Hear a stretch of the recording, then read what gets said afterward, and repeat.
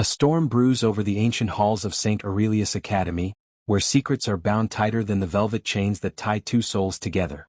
When Louis crosses paths with the enigmatic heir, Martin, obsession becomes a dangerous game of control and surrender. Will desire save them, or destroy everything they've ever known? Don't forget to like, subscribe, and comment if you want more dark romantic dramas like Chains Made of Velvet. The carriage wheels hissed over wet stone as the gates of St. Aurelian Academy swung open. Mist clung to the iron fences, blurring the lamplight until it seemed the night itself was breathing. Louis pressed his forehead to the window. The academy rose ahead of him like a cathedral, gray spires, arches carved with angels who had long stopped watching. Inside the main hall, everything echoed, voices, footsteps, the distant peal of the clock tower. Students in tailored coats moved in practiced clusters. Louis adjusted the strap of his worn satchel and kept his eyes down. He already felt the weight of difference on his back. His scholarship badge might as well have been a brand. Name? The registrar asked. Louis Serrano.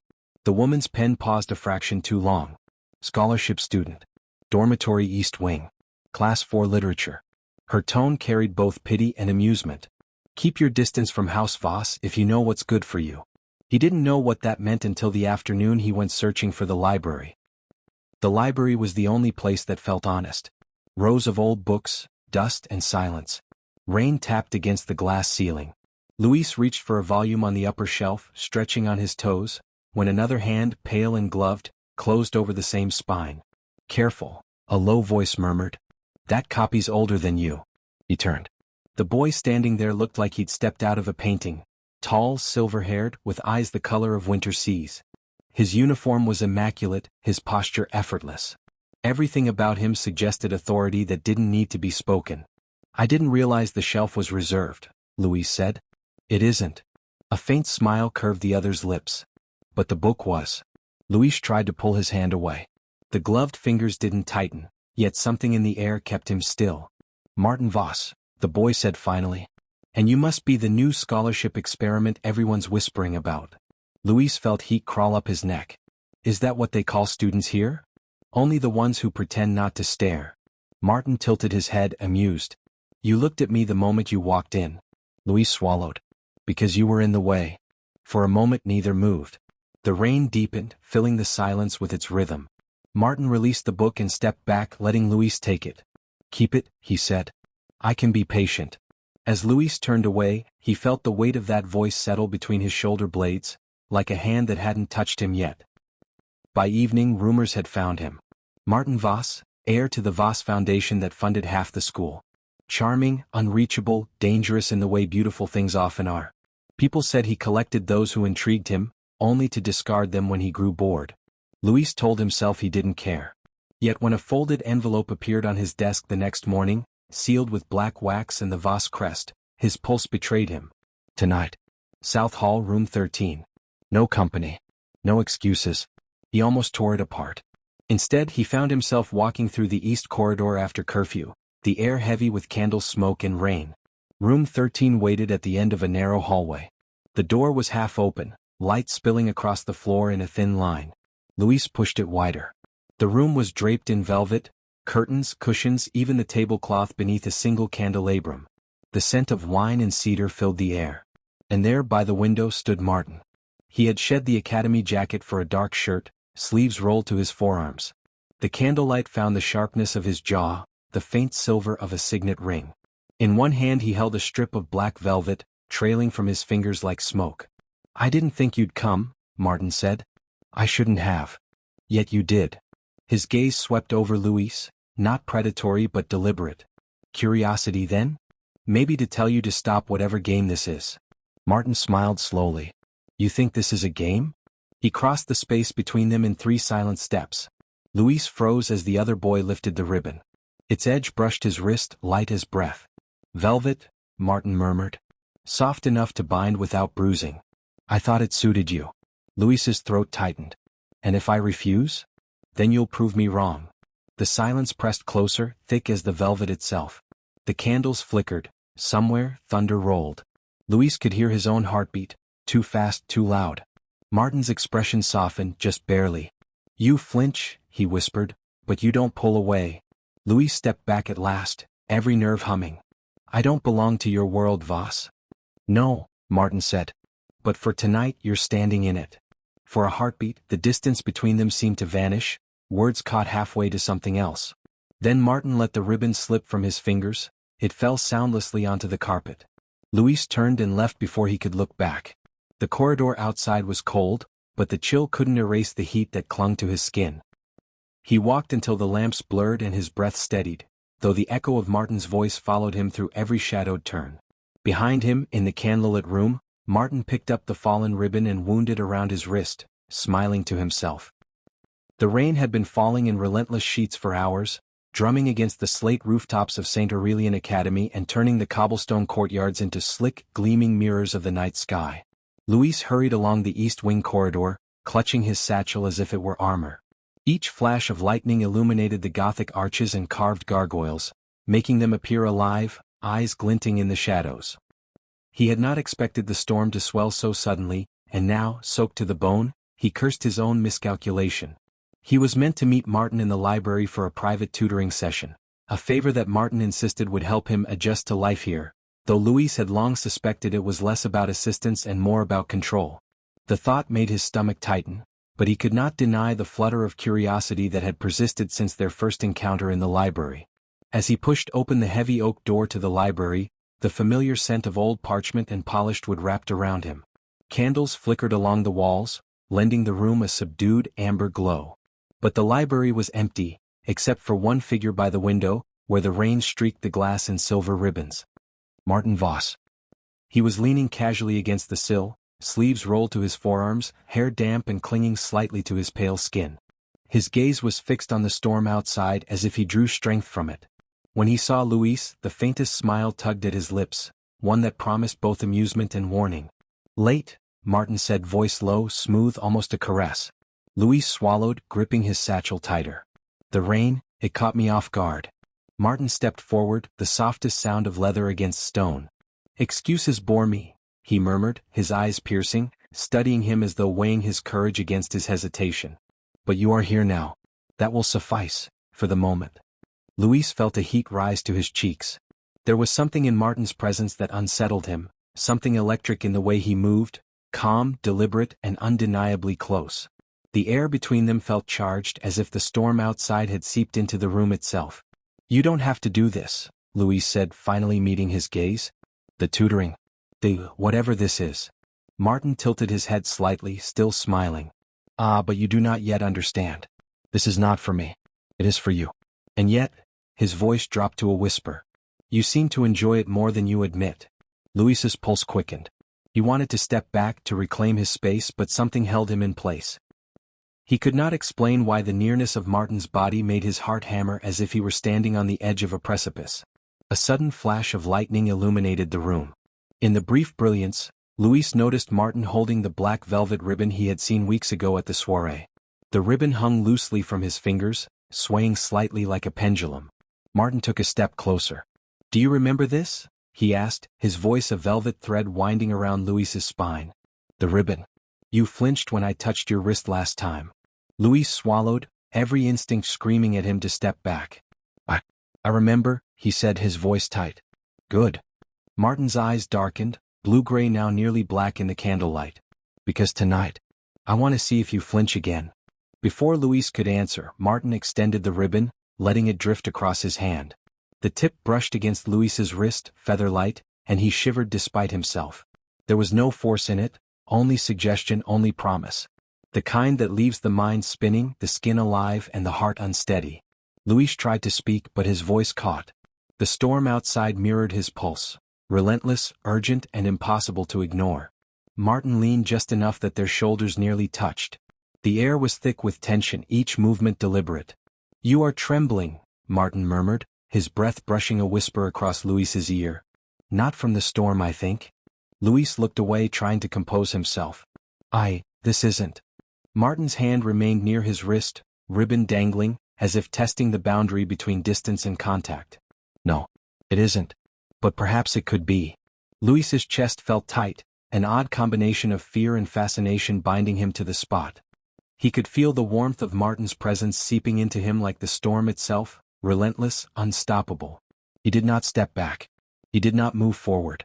He only stood there, caught in the pull between resisting and surrendering, between curiosity and caution. Another flash of lightning revealed the sharp angles of Martin's face, the faint curve of a smile that made Louis's breath catch. It was the kind of smile that could warn or invite, or perhaps do both at once. Martin's gaze softened fractionally. "You are not used to this closeness," he said quietly. "And yet you do not flee. That is telling." Louis swallowed hard. "I don't know what I'm supposed to feel." Martin took a slow step back, letting the ribbon fall to the floor. "Then perhaps you will learn." Slowly, he said. "Because some things cannot be understood all at once." For the first time, Louis noticed the subtle shifts in Martin's stance, the way he measured every inch of space, every breath. It was not threatening, not hostile, but it was magnetic, an invisible force tethering Louis to him. The storm raged outside, but inside the library, a different kind of storm had begun. One that whispered along nerves and tightened the pulse. Louis could not move, not entirely. The memory of the ribbon brushing his wrist lingered, heavier than any rainfall. He felt exposed, vulnerable, and, against his better judgment, drawn. Martin's smile lingered as he turned toward the window, watching the rain in silence. Louis took a step back, then another, retreating toward the doorway, though his mind and body remained caught in the gravity of that near touch. "You may leave," Martin said without turning, his voice carrying both command and invitation. "But do not think you are free of it." Louis stepped into the corridor, the storm's chill a small comfort against the fire that still burned beneath his skin. He walked without looking back, yet the echo of Martin's presence followed him through every shadowed hall, every curve of the stone corridors, until he reached the warmth of his dormitory and the heavy, trembling beat of his own heart. That night Louis could not sleep. The ribbon, the brush of a hand that had not fully touched him, and Martin's voice all haunted the corners of his mind. And somewhere deep down, he wondered if the storm outside had merely reflected the one that had begun inside him. A storm that promised nothing and yet felt impossible to resist. The morning after the storm, the academy seemed different. The cobblestones glistened under a washed-out sun, the spires sharp against the pale sky. Yet for Louis, the world felt narrower, more constricted, as if the library, the ribbon, and the brush of Martin's hand had drawn invisible lines around him. He moved through the halls with careful steps, avoiding the whispers of students who had already heard rumors of the silver-haired heir's collection. The thought alone tightened something in his chest. He had survived the storm, had walked through the library and endured Martin's intensity, yet a quiet unease followed him like a shadow. He found Martin in the east wing again, this time seated in the sunken corner of the library, leaning back in a high-backed chair. A book lay open on his lap, but his eyes were fixed on Louis the moment he entered. "Late again," Martin said, his voice smooth, teasing, but with an edge that made Louis straighten. Louis faltered. Words felt small, inadequate, against the weight of Martin's gaze. Martin's lips curved slightly. "Do not stumble over them." "I am patient, Louis. It is you who struggles." Louis bit his lip, aware of the subtle pull Martin exerted on him. It was not physical, at least not yet, but heavier than any hand could be. Every glance, every tilt of the head, seemed to claim a piece of him he hadn't yet realized he was willing to give. "You are unusually restless," Martin continued, closing the book and letting it fall onto the table with a soft thud. The ribbon lay coiled beside it. "Do you still feel the storm?" Louis froze, then realized he did. Yes," he admitted. "More than I thought I would." "Curiosity," Martin said softly, rising to his full height. "Fear. Something else, perhaps." He moved closer, slow and deliberate, the kind of proximity that made every breath count. "Do you understand what it is to be bound, Louis?" Louis's chest tightened. "Bound?" "Not by chains," Martin said, letting his voice drop to a whisper, low and intimate, "but by choice, by attention, by surrender. Some call it danger. Others call it necessity. You have been drawn into something whether you like it or not." Louis swallowed. He wanted to look away, to break the spell of Martin's gaze, but every instinct to flee was met with an equal pull toward him. It was maddening, terrifying, and thrilling. "Why me?" Louis asked finally, his voice quieter than intended. "Why choose someone like me?" Martin's eyes softened for the briefest moment, almost unrecognizable. "Because," he murmured, "I do not often meet someone willing to feel everything all at once, and still stand." Louis's heartbeat quickened, each word hanging in the air like a spark. He wanted to step back, but he remained rooted, compelled by the weight of Martin's presence. He could sense the subtle tension in the room, the unspoken rules being written in the space between them. And then, without warning, the ribbon slid from the table. Martin picked it up, trailing the velvet along Louis's wrist once more. The touch was feather-light, teasing, almost a challenge. The air between them thickened. Every pulse, every subtle motion became amplified. "You flinch," Martin whispered, voice rougher now, "but you do not pull away." Louis's breath hitched. I don't know if I want to," he admitted, his voice trembling. Martin's gaze darkened, electric, yet tempered with something soft that made Louis's resolve falter. "Then you are learning," he said, stepping back but not breaking the connection. "Learning the balance between fear and everything else." For a long moment they stood like that, the storm outside replaced by the quiet storm of proximity, tension, and possibility. No words were needed, yet every thought and glance said more than language could capture. Louis could feel the pull, a magnetism that was both terrifying and exhilarating. Finally, Martin coiled the ribbon and placed it loosely on the table. "We will continue this," he said, his voice both promise and warning. "You will understand what it is to be close, to feel without losing yourself." Louis nodded, though he knew understanding would not come easily. The intensity lingered, pressing against his skin, settling in his chest. He left the library, each step echoing in the hall, carrying with him the lingering touch of velvet against his wrist, and the unshakable weight of Martin's presence in his mind. He didn't know what it was, desire, fascination, fear, but he knew it was real. And he knew, somewhere deep in himself, that he would return. The corridors of St. Aurelian seemed longer that evening, shadows deeper, whispers sharper. Yet Louis walked with a new awareness, that the world and Martin had opened doors he had not asked to enter, and that he might never want to leave. Outside the rain had stopped. But inside the storm remained, silent, potent, and dangerous, promising a tension that would not soon be released. And in the library Martin watched him go, coiling the ribbon around his wrist again, smiling faintly to himself. "Some chains are chosen," he whispered. "And some are inevitable." Spring arrived slowly at St. Aurelian Academy, though it came in whispers rather than declarations. The spires glistened under an early sun, and ivy had begun to climb the Gothic walls again, winding like veins over stone. The air carried the promise of renewal, yet for Louis, the days felt heavy with expectation and unspoken tension. The scandal had erupted quietly at first. Rumors of Martin's family influence, whispered manipulations, subtle intimidation of those who dared question his authority. Louis had watched from the edges, heart hammering, as students shifted in the hallways and professors cast uneasy glances toward the Voss quarters. He had survived their tutelage, their pointed comments, and the storm of tension that had first brought him to Martin's side. But now, the consequences of being close to the silver-haired heir loomed larger than ever. He found Martin in the East Wing library, seated by the window where the morning light pooled like honey across the floor. The ribbon lay coiled beside him, black velvet catching the sun and throwing tiny, dark reflections onto the polished wood. Martin's expression was unreadable, calm and yet taut with the pressure of expectation. "Louis," he said without rising. His voice was a low vibration, measured, yet carrying an undercurrent of emotion that made the air between them thick. "They are questioning me. Questioning us. And yet, here you are." Louis stepped closer, careful of the polished floor. "I am here because you asked me to be. But all of this, it's bigger than either of us." Martin tilted his head slightly, studying him. The sunlight struck his hair, turning silver into something almost luminous, yet his eyes remained storm-gray, fathomless. "Everything worth holding is bigger than we are. That is the nature of power, Louis. And yet, some things are worth the risk." Louis swallowed. The storm inside him, the tension, the thrill, the fear, had never truly dissipated. He realized now that his feelings for Martin were not simple. They were tangled, layered with fascination, frustration, and a dangerous, magnetic pull. "And if we fall?" he asked, voice tight. "If the walls close in?" Martin's lips curved faintly, almost imperceptibly. "Then we hold each other. Or we fall together. That is choice, and you," he paused, letting the weight of his gaze settle on Louis's chest, over his heart. "You will decide which it is." Louis shivered, not from cold. He could feel Martin's presence like gravity, subtle, relentless, pulling him closer even as his mind urged retreat. The black ribbon lay between them, an unspoken symbol of their bond, of proximity, restraint, and trust. "You always," Louis began, searching for the right words. "You make it impossible to leave."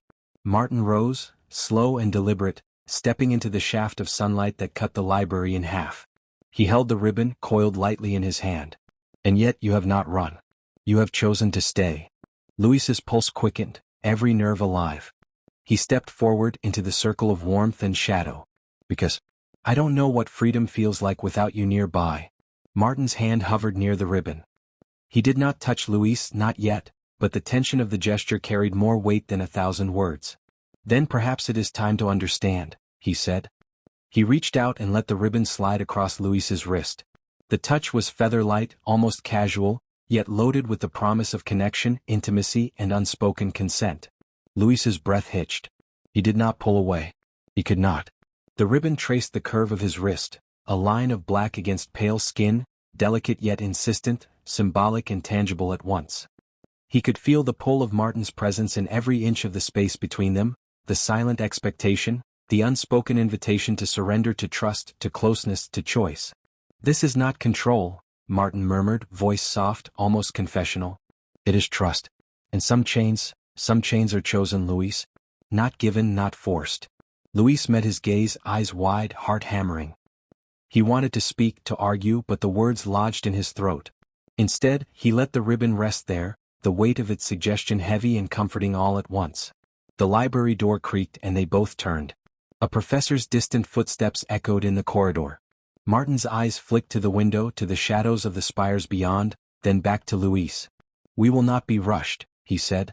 This is ours. Even if the world outside does not approve, even if the whispers follow us. Louis nodded. There was a strange clarity in the moment, a reckoning of what he had felt and what he was willing to give. Then, I choose to stay, he said quietly. If only because I want to understand what it means to be here with you. Martin's expression softened, just barely, yet enough that Louis felt the magnetic pull ease into something warmer, more tethered. He coiled the ribbon gently around his own wrist, as if transferring the weight, the trust, and the choice from Louis to himself. It was no longer about binding, at least not in the way Louis had feared. It was about partnership, about acknowledgement of the danger, the intensity, the connection between them. You are wiser than you know, Martin said, voice low. And braver than most. Perhaps that is why I chose you in the first place. Louis felt a tremor pass through him, not from fear but from recognition. Recognition of the bond, the tension, the possibility. He understood now that Martin's dominance was not cruelty but a challenge, a mirror, and a test. And he wanted to meet it willingly, if only because some things, some people, were impossible to ignore. Outside, the academy courtyard sparkled under the morning sun. The threat of the scandal still lingered in muted corridors, whispered rumors and cautious glances. Yet within the library, in the circle of light and shadow, a different kind of storm had ended. A quiet understanding had taken root. Louis stepped closer, tentatively, letting his hand brush against Martin's as the ribbon circled his own wrist. The contact was subtle, fleeting, yet it carried more weight than any embrace could have. Martin's eyes flickered, a faint acknowledgement, a silent promise. No possession, only choice. No coercion, only trust. And then, in the calm after the storm of their emotions, they let themselves breathe. Together. The chains never truly break, Martin whispered almost to himself. They simply soften, until they feel like silk against the skin. Louis smiled faintly, a wisp of relief and understanding in his chest. Then we will walk forward, he said, softly, together. Martin inclined his head, a rare gesture of deference and agreement. Softly. Together. The sun moved higher, spilling warmth across the library floor. Outside, St. Aurelian Academy continued its rigid, watchful existence, unaware of the quiet rebellion of two hearts bound, not by fear, not by control, but by velvet, trust, and choice. Louis stepped away from the table, then turned back once to see Martin still standing there, coiling the ribbon one last time.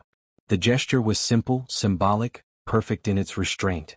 It said more than words ever could. Some chains were never meant to confine. They were meant to guide, to tether, and to remind them of each other. They left the library together, side by side, not as master and pupil, not as predator and prey, but as equals navigating a world that had never welcomed them. The shadows stretched long across the corridors, but neither flinched. Neither faltered. For the first time, Louis understood the nature of the bond between them. Dangerous, intoxicating, and impossible to deny, but chosen. And in that choice there was freedom. As they walked into the spring morning, the ribbon remained on Martin's wrist, a subtle dark thread binding them, not in fear, not in restraint, but in mutual recognition, in acknowledgement of the storm they had survived, and the one they were willing to face together. Chains made of velvet were not meant to break. They were meant to soften, until they felt like home.